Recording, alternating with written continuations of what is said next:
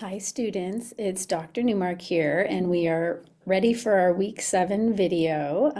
This is a supplement obviously that's coming at the end of our week and will accompany your classmates video that was released on Wednesday. So without further ado, let's jump into this quite heady content for this week.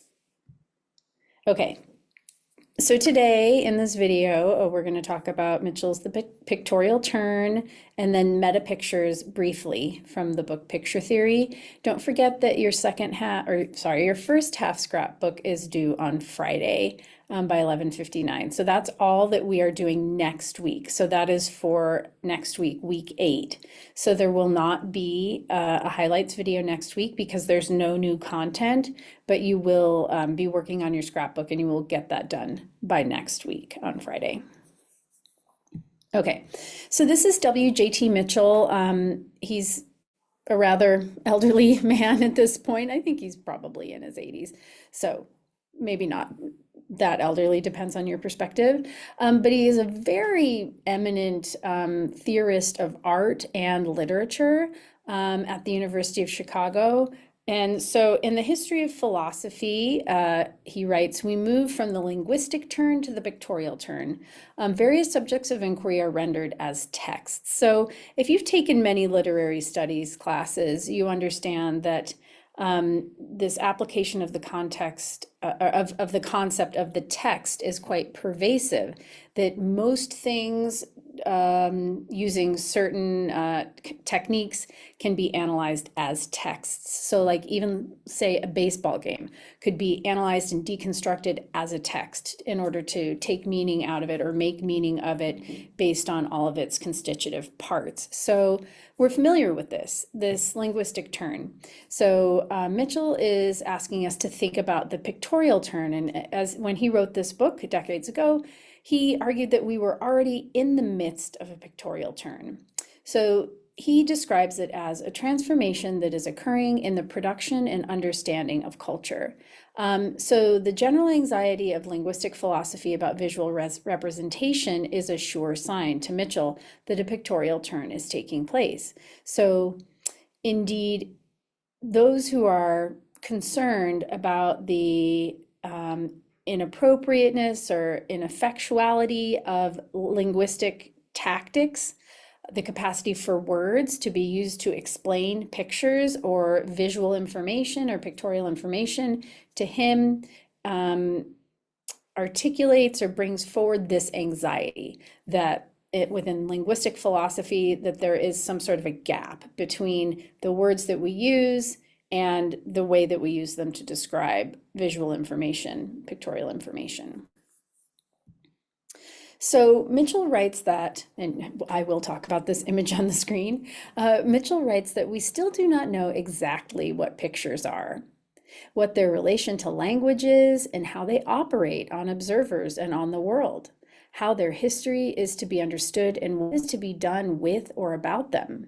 The pictorial turn is a post-linguistic, post-semiotic rediscovery of the picture as a complex interplay between visuality, apparatus, discourse, bodies, and figurality.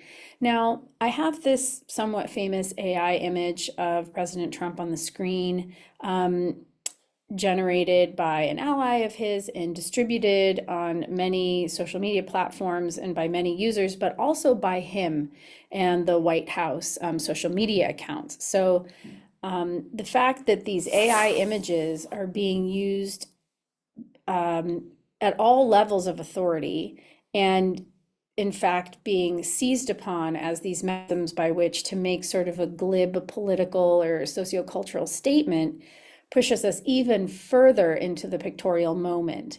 Many people saw this image as being very irreverent, being very problematic in its situation of the United States president in the papal robes at the time that the new pope was selected, and thought that it was very indeed disrespectful and sacrilegious. However, the people who surrounded the production of this image and the dissemination of this image are able to couch its conveyance and its its like sort of acceleration through these channels of social media as merely like a form of entertainment.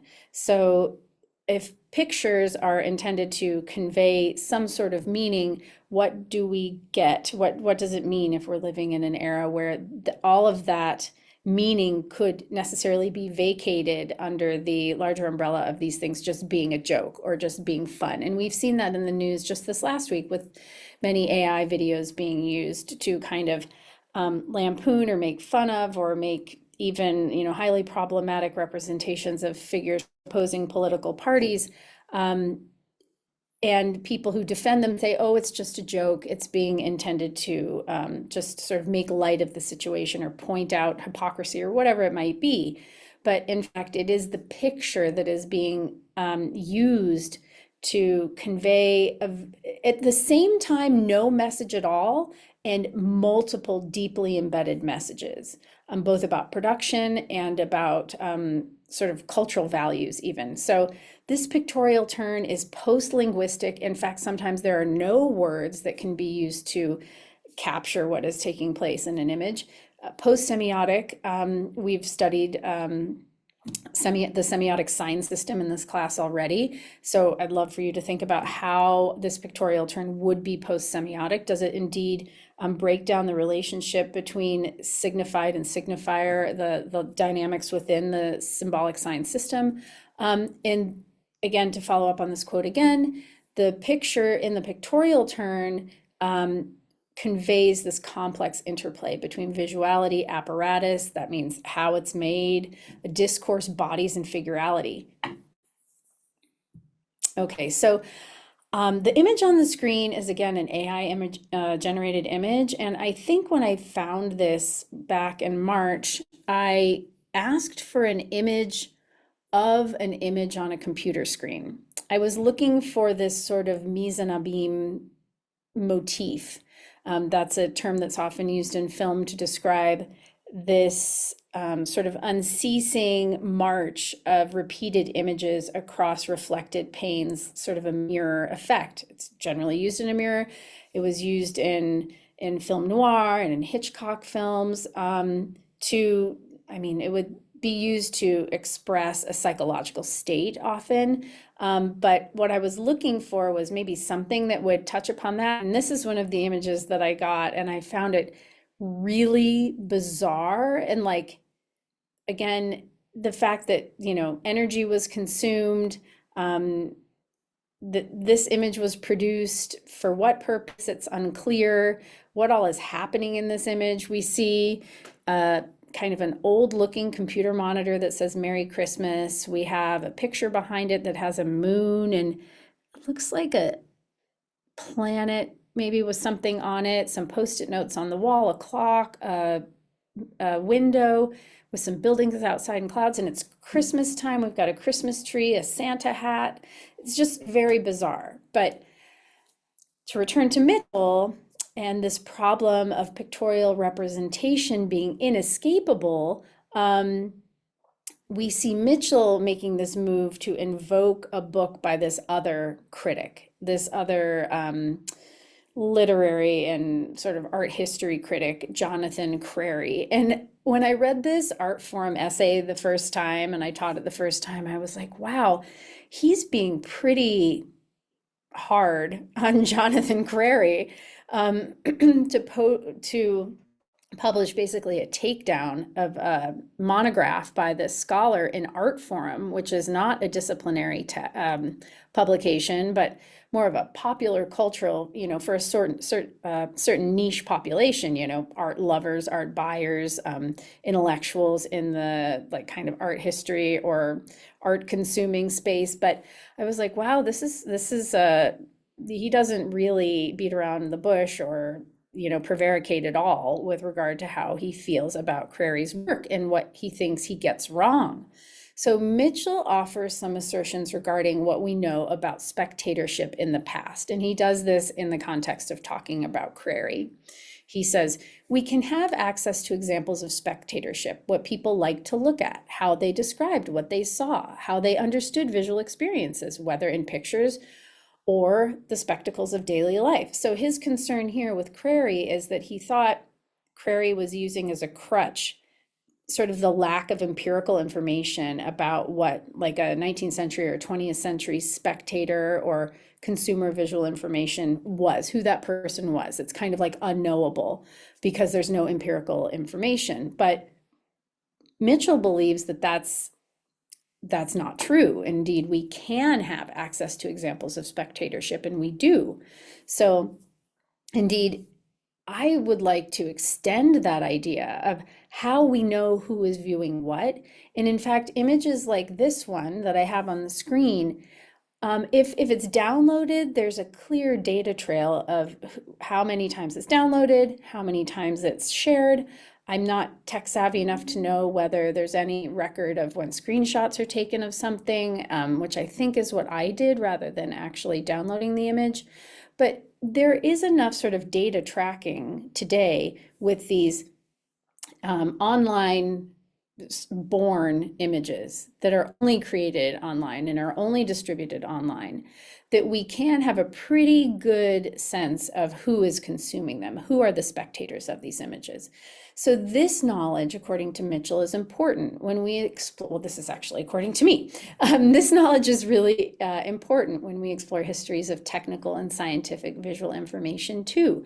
So something like this image on the screen, I mean, this might be lumped in with this very popular term right now of like internet slop. Like, who's it for? It's just like a waste of data. It's just a waste of processing power. It's just a waste. It doesn't do anything for anybody. I mean, this one maybe does because I'm using it in this presentation and it will be in a YouTube video and we're analyzing it.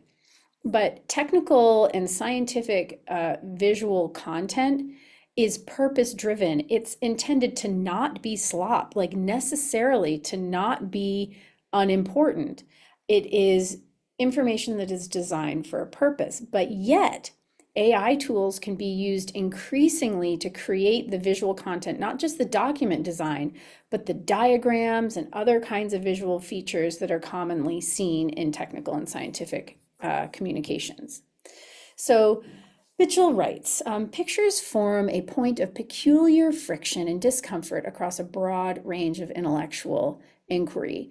I think we see this. We will see images that are uncanny, and we will see images so rapidly disseminated, ones that, I mean, I'm not going to go into real specifics here, but ones that strike our eyes and our brain as impossible to process, impossible to really make sense of.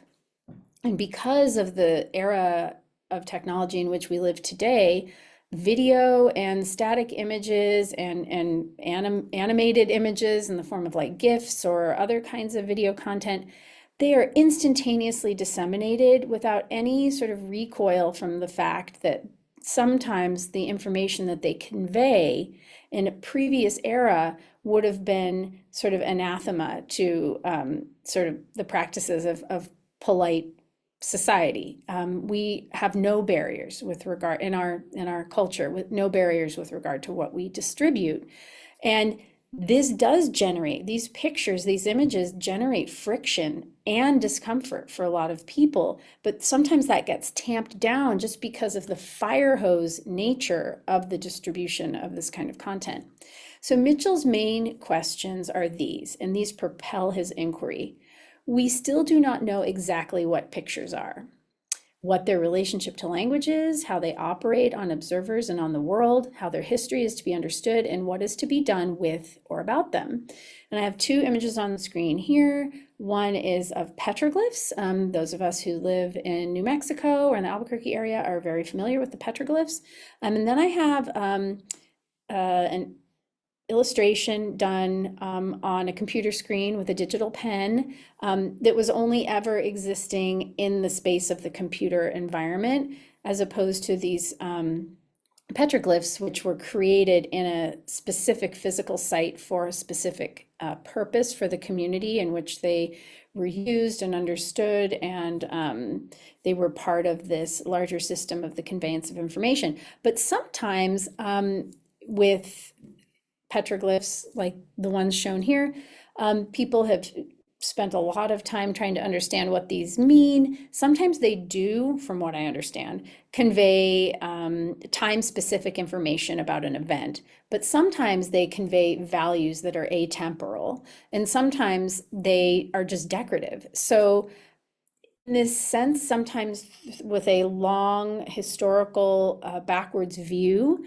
we try to decode the information that we see, the pictures that we see, and the information that they convey about different cultures who may have lived in a certain place. But we're often really grappling with understanding what these pictures are, not just what they mean in terms of like what they are representing, but how they function in a society in a certain way. So why now though? Why are we dwelling? Why did I assign this text? I guess is one way to put it. I think it's just so incredibly timely.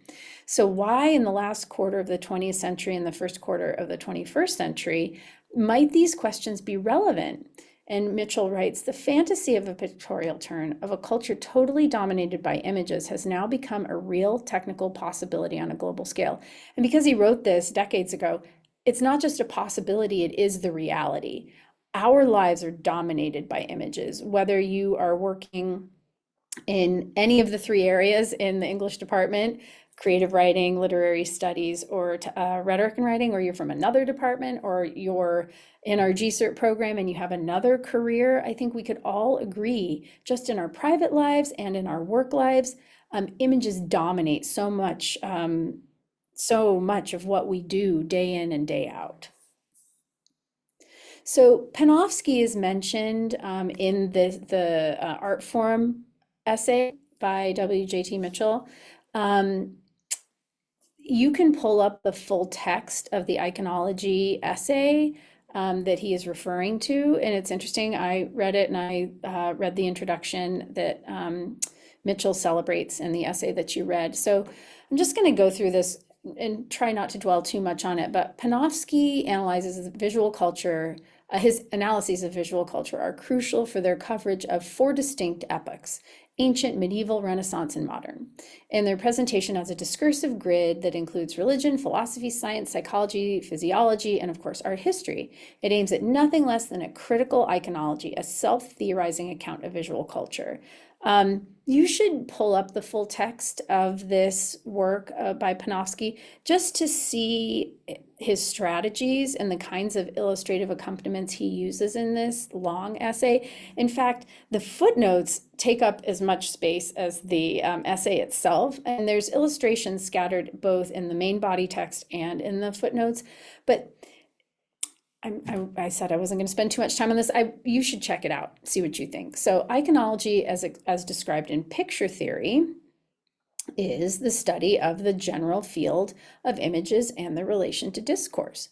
So Panofsky's idea, a concept in art theory from 1924, offers a summary of Plato's view of art in the Republic and the Sophists. And for those of you who study rhetoric, this is like a really interesting idea.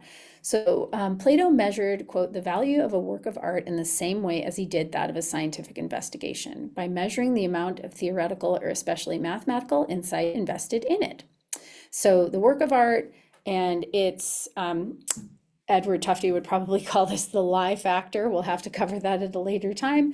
But the measurement of its accuracy, so it's theoretical or mathematical insight. How does that compare to sort of the verbal articulation of that scientific information? So these are copies. So like if you are illustrating a scientific principle, it's like sort of a copy of the principle, either verbally or just intellectually understood. So these are less problematic to Plato than inaccurate artistic representation that in effect lies. So those would be sort of the decorative or pictorial, more aesthetically driven kinds of artworks. They mislead our imperfect eyes, thus confuse our souls. And so that's quoted in Panofsky. Okay, so when I was in Finland, I included this image in this slide presentation, and the students there were not familiar with Harold and the Purple Crayon, but of course it's iconic here in English language communities, maybe other language communities. It's not very dependent on language. It's largely in these very simple illustrations. But I thought this was an excellent example of this concept of meta pictures, which Mitchell discusses in picture theory. These are pictures that are about pictures. They are self-referential. So this is a picture that calls attention to its very picturality or pictureness. And that is what Harold and the Purple Crayon is absolutely about. There's another children's book that kind of uses the same tactics, but it is about textual communication. It's maybe within the last 10 years, it's called The Book with No Pictures, and it uses various font faces to like break down the conventions around what children's picture books are supposed to do. They are called picture books, in fact, but that one, The Book with No Pictures, it has no pictures in it, but it uses text as a way of like heightening tension or eliciting humor, and it's very interesting. So in the same way that Harold and the Purple Crayon does it with these very simple drawings and this world building, this imaginative creation strategy, and really getting us to understand that Harold's imagination is propelling him through his usage of purple crayon, we see a similar thing happening with text, sort of this linguistic play in The Book with No Pictures. I should have shown it in this slide presentation. Okay, now these last images really, these both are resonant with serious incidences of trauma. So I included them because these are technical diagrams. And that's really the space in which technical communicators typically work. So the images on the left, I'm not really going to analyze them very much here. I'm just going to tell you what they are. And if you, in a moment of reflection, want to think about like how that fits into these larger questions concerning iconology or picture theory, what Mitchell has been talking about in the readings we've explored this week, you may do that. You may explore these on your own. So anyway, in the, I think the mid-90s, there was a cruise ferry going between Estonia and Sweden that capsized in kind of like not really bad weather. It was like, I think in September or October. So it wasn't a weather related event, but over 800 people died in this ferry capsizing. It has been the subject of great debate and dispute and lawsuits and government exploratory committees being impaneled, all of these things in order to explore what happened with the cruise ship, the cruise ferry Estonia. That was the name of this ship. So anyway, what you see here in the sort of diagram of the ferry that says S line here in the middle, that is from the original report that came out in the mid-90s. There was such outcry around what happened and this unresolved grief and all of the mystery surrounding this sinking that just in the last few years, the Swedish government, in collaboration with the Estonian government, sponsored a new investigation, and they did visit the site of at the bottom of the seafloor where the ferry now is. However, it's been covered in cement and dirt and rocks for reasons I won't go into right now, but if you are interested, there's an 8-part documentary on it. But the reason why I was so interested in this as somebody who teaches technical and professional communication is the ways in which these technical diagrams are used in a persuasive fashion to further the case of initially the Swedish government trying to resolve this quickly and avert any further questions from the survivors' families coming to them. So these were absolutely strategic rhetorical usages of these images, even though this looks very innocuous. This is just diagrammatic here. Then on the left-hand side, this is from the more current report, which you can read online. And it's in English, as you can see. And this is an actual photograph of the ship. And so full color photography was not something that was included in the original report. Now, the other image on the screen here is this architecture student's proposal. This was a class project from the Columbia University Architecture program for a memorial for the Space Shuttle Challenger that exploded because of an O-ring failure. And I have the links here on the screen so you can look at these, but this diagram sort of shows this proposal from this architecture graduate student for this perpetual interactive memorial that at the same time teaches employees and research scientists at NASA's Jet Propulsion Laboratory what happened and how to avoid similar disasters in the future. There's a lot more to say about this. I thought this diagram, it's a diagram of something that doesn't exist, which is really interesting. So you can picture that, I suppose, and I'll leave it at that. And you will not have a video from me next week because you'll be working on your scrapbook. And I hope you have a great rest of your week.